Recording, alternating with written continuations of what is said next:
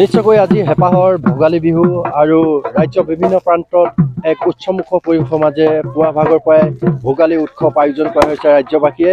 মই এই মুহূৰ্তত উপস্থিত আছোঁ ডিব্ৰুগড়ৰ উপকণ্ঠ অঞ্চল বকুল মাছগাঁৱত আৰু বকুল মাছগাঁৱৰ পৰিৱেশ মই ঈশান নিউজৰ দৰ্শকক দেখুৱাবলৈ চেষ্টা কৰিম। পুৱা ভাগত ইয়াৰ ৰাইজে এই অঞ্চলৰ ৰাইজে মেজিত তেওঁলোকে জুই অগ্নিসংযোগ কৰি এনেদৰে মেজি তেওঁলোকে জ্বলাইছে আৰু ইয়াত সমবেত হৈছে। ডেকাসকল ইয়ালৈ আহিছে, আইসকল আহিছে, ইয়াত গাভৰুসকল আহিছে, নবৌসকল আহিছে, সকলো ইয়াৰ গাঁৱৰ ৰাইজ স্থানীয় ৰাইজ পুৱা ভাগতে সমবেত হৈ তেওঁলোকে মেজিক অগ্নি দেৱতাক সাক্ষী কৰি তেওঁলোকে এনেদৰে মেজি জ্বলাই সমাজৰ কাৰণে একচুৱেলি তেওঁলোকে কুশল মংগল কামনা কৰিছে। আৰু এই মুহূৰ্তত মই এই পৰিৱেশ দেখুৱাবলৈ চেষ্টা কৰিম, যিহেতু ডেকাসকলে ইয়াত বিহু তেওঁলোকে গীত গায়, বিহু নাম গাই তেওঁলোকে আনন্দ উৎসাহ দেখিবলৈ পোৱা গৈছে।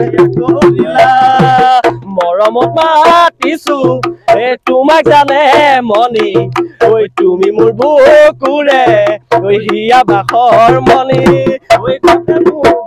এয়া দেখিবলৈ পাইছে যে ডিব্ৰুগড়ৰ যি উপকণ্ঠ অঞ্চল বকুল মাছগাঁৱত এয়া ভোগালী পৰিৱেশ আৰু ভোগালী পৰিৱেশ তেওঁলোকে উদযাপন কৰিছে। বিগত বৰ্ষতো এইবাৰ পৰম্পৰাগত নীতি নিয়মৰ মাজে তেওঁলোকে ভোগালী উৎসৱ আয়োজন কৰিছে। এয়া দেখিবলৈ পাইছে পুৱা ভাগত এনেদৰে ডেকাসকলে ইয়াত সমবেত হৈ তেওঁলোকে এনেদৰে ভোগালী উৎসৱ হৈছে মেজি জুই তেওঁলোকে আশীৰ্বাদ লৈছে আৰু বস্তুবিলাক সুখমংগল হয় তাৰ কাৰণে কামনা কৰিছে। এয়া মই দেখুৱাবলৈ চেষ্টা কৰিম, ডেকাসকলে কাণত ঢোল লৈ তেওঁলোকে বিহু নাম জুৰি ভোগালী উৎসৱ আয়োজন কৰিছে। মই আপোনাৰ ওচৰলৈ আহিবলৈ চেষ্টা কৰিম, যিহেতু বিগত বৰ্ষতে এবাৰ ধুনীয়াকৈ আপোনালোকে এবাৰ ভোগালী উৎসৱ আয়োজন কৰিছে। কি ক'ব বিচাৰিব ৰাজ্যবাসীলৈ? সকলো অসমবাসী ৰাইজলৈ মই পোনপ্ৰথমে মই ভোগালী বিহুৰ আন্তৰিক শুভেচ্ছা জনাইছোঁ।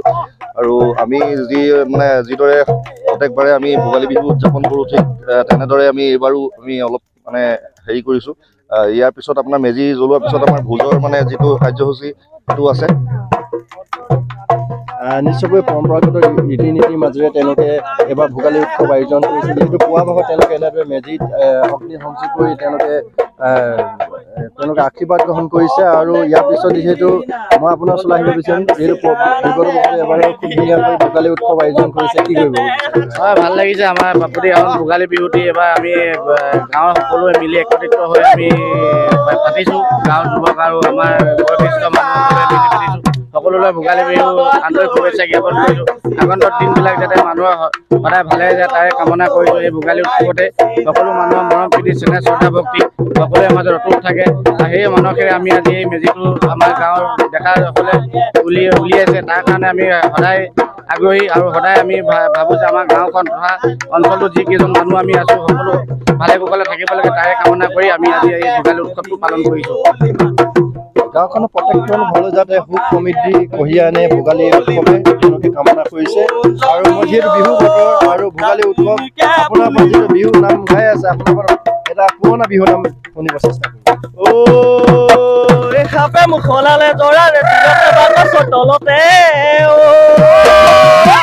তই বেলেগ হলি ঐ মৰমৰ মাজনী ঐ চহৰলৈ যোৱা ৰে ঐ নাচনী ঐ জান বিলত পানী নহলে ঐ নাচনী ঐ জান পদুম ফুল নুফুলে নাচনী ঐ জান পদুম ফুল নুফুলে নাচনী ঐ জান বিলত পানী নহলে নাচনী ঐ জান ফুলিলে ঐ মৰহি ফুলিলে ঐ মৰহি যায়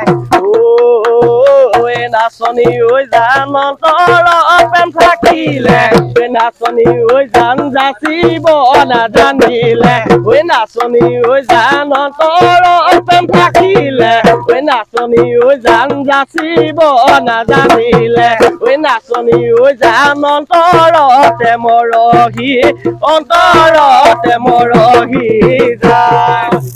নিশ্চয়কৈ এয়া ভোগালী উৎসৱ আৰু ভোগালী বিহুৰ যি আনন্দ, সেই আনন্দই আচলতে সকলোৰে মাজত সুখ শান্তি আৰু সমৃদ্ধি কঢ়িয়াই আনে।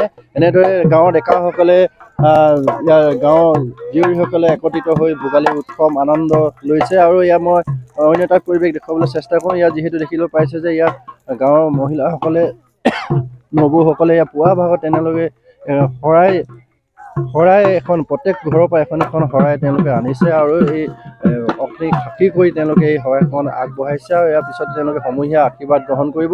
দেখিবলৈ পোৱা গৈছে যে সমাজৰ যি পৰম্পৰাগত নীতি নিয়ম আৰু যি পৰম্পৰা আছে সেই পৰম্পৰা তেওঁলোকে আগত লৈ এনেদৰে তেওঁলোকে সমবেত হৈছে। মই পৰিৱেশটো দেখুৱাবলৈ চেষ্টা কৰিম। যিহেতু দেখিছে যে সকলোৱে ইয়াৰ গাঁৱৰ ডেকা জীয়ৰী বোৱাৰী নৱসকল বৃদ্ধসকলে আৰু বৃদ্ধাসকলে ইয়ালৈ আহিছে আৰু তেওঁলোকে পুৱা ভাগত মেজি এই জুইত যাতে তেওঁলোকে সেক লৈ বছৰটো যাতে কুশল মংগল তাৰ কাৰণে তেওঁলোকে কামনা কৰিছে। ইয়াত দেখিবলৈ পোৱা গৈছে যে বকুল মাজগাঁৱৰ যি ভোগালী উৎসৱ আৰু এই ভোগালী উৎসৱত তেওঁলোকে এনেদৰে সমবেত হৈছেহি।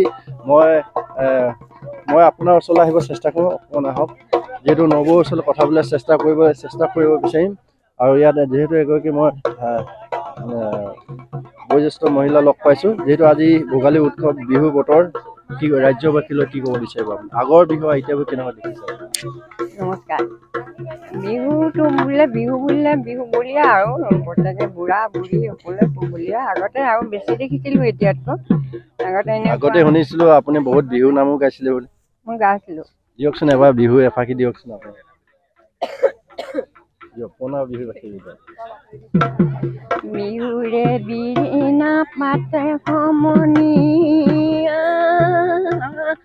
বিহুৰে বিৰিণা পাত, বিহু থাকে মানে বিহুকে মিনা বাঐ, বিহু গলে বিনা বাকা। নিশ্চয়কৈ আইতা অকণমান পাহৰিছে যদি খুব ধুনীয়াকৈ বিহু যোজনা এটা গাইছে। আজি যিহেতু ভোগালী উৎসৱ ৰাজ্যবাসীলৈ ক'ব বিচাৰিম। সৰ্বপ্ৰথমে মই সকলো অসমবাসী ৰাইজ লগতে বকুল মাজগাঁও আন্তৰিক শুভেচ্ছা ভোগালী বিহু জ্ঞাপন কৰিছোঁ। লগতে আপোনালোককো যাতে প্ৰতি বছৰে আমাৰ ইয়াত এইদৰে ভোগালী বিহু উদযাপন কৰা হয় আৰু আমিও আজি সকলো গাঁওবাসী ৰাইজে এইদৰে শৰাই আনি মেজি ঘৰত প্ৰতি বছৰে আমি এইদৰে ভোজ সকলো গাঁওবাসী ৰাইজে খাওঁ। তাকেই কৈ মই সকলোৰে মাজত সুখ আৰু শান্তি যাতে সমৃদ্ধি কঢ়িয়াই আনে ভোগালী উৎসৱে, সেয়া তেওঁলোকে কামনা কৰিছে। আৰু যিহেতু ইয়াত জীয়ৰীসকল আহিছে, গাঁৱৰ ডেকাসকল আহিছে, মই আপোনাৰ ওচৰলৈ আহিবলৈ চেষ্টা কৰিম। যিহেতু আজি ভোগালী উৎসৱ ৰাজ্যবাসীলৈ কি জনাব বিচাৰিছে?